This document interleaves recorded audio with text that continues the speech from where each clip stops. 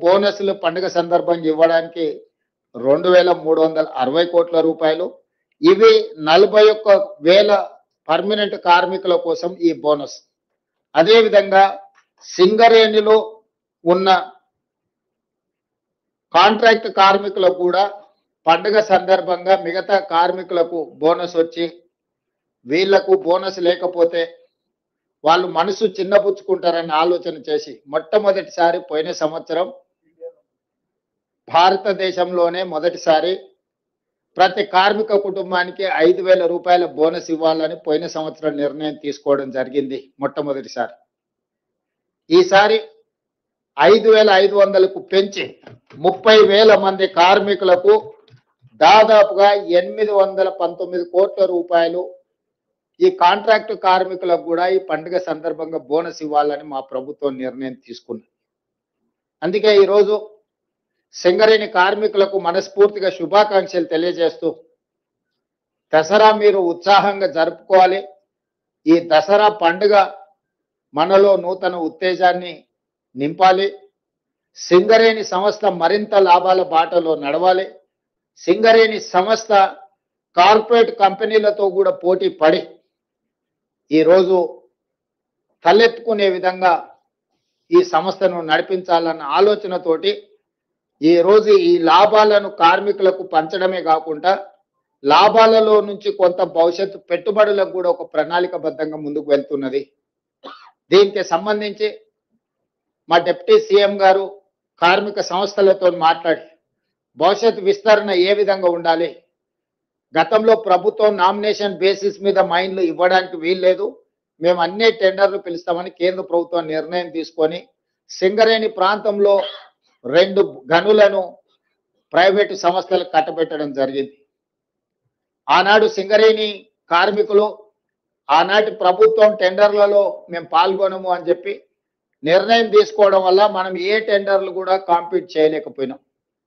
ఆ తర్వాత కార్మిక సంఘాలను పిలిచి ఈ విధంగా మనం టెండర్లలో పాల్గొనకుండా మనం పోటీలో లేకుండా పోతే ప్రైవేట్ సంస్థలకు లాభం చేకూర్చిన వాళ్ళం అయితే భవిష్యత్తులో మనం ఈ టెండర్లు కూడా పాల్గొనాలి, మనం కూడా పోటీలో గనులను సాధించడం ద్వారా సింగరేణి సంస్థను విస్తరించుకోవాలనే నిర్ణయం కూడా జరిగింది.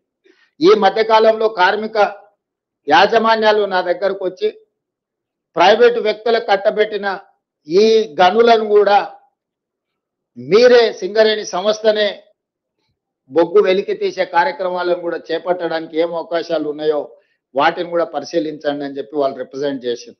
దాంతో నేను ఉప ముఖ్యమంత్రి గారికి సూచన చేసిన దీన్ని ఏ రకంగా ముందుకు వెళ్ళాలి, కేంద్ర ప్రభుత్వం ప్రైవేట్ సంస్థలకు ఇచ్చిన టెండర్లను రద్దు చేసి సరాసరి సింగరేణికి కేటాయిస్తుందా, అవసరం అనుకుంటే వాళ్ళు వేసిన టెండర్ కంటే కూడా కొంచెం ఏమైనా మనం ఎక్కువ ఇస్తే కేంద్ర ప్రభుత్వం ముందుకు వస్తుందా, లేదా ఇతర మార్గాలు ఏమున్నాయో కూడా పరిశీలించమని చెప్పిన. ఏదేమైనా సింగరేణి గనుల ప్రాంతంలో ప్రైవేటు సంస్థలు ఎక్కువగా వాళ్ళ ప్రాతినిధ్యం పెరుగుకుంటూ పోతే ఏదో ఒక సందర్భంలో సింగరేణి మనుగడకే సమస్యగా మారుతుంది. అందుకే ఈరోజు ఆ సమస్యని కూడా పరిష్కరించుకోవాలి. కార్మికుల సంక్షేమం కోసం, కార్మికుల యొక్క అభివృద్ధి కోసం, ఆ వచ్చిన లాభాలలో కార్మికులను భాగస్వాములను చేయాలన్న ఆలోచనతోని మా ప్రభుత్వం ముందుకు వెళ్తుంది.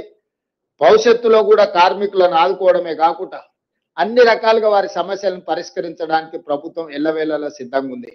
ఈ రోజు మేము ఒక నెంబర్ అనుకొని బోనస్ ప్రకటిద్దాం అనుకున్నాం, కానీ శ్రీధర్ బాబు గారు ఆ ప్రాంతంలో ఉండే శాసనసభ్యులను అందరినీ తీసుకొని వచ్చి లేదు ఇంకా కొంచెం పెంచండి, 11 గంటలకు మీకు అందరికీ ఈ సంతోషకరమైన ప్రకటన చేద్దామని మేము అనుకుంటే వారు వచ్చి గంట సేపు హర్తాలు చేసి దాన్ని ఇంకా కొంచెం పెంచి వారితో పాటు మిగతా శాసనసభ్యులు అందరూ కూడా పెంచాలి, వీలైనంత మేరకు వాళ్ళను ఆదుకోవాలి.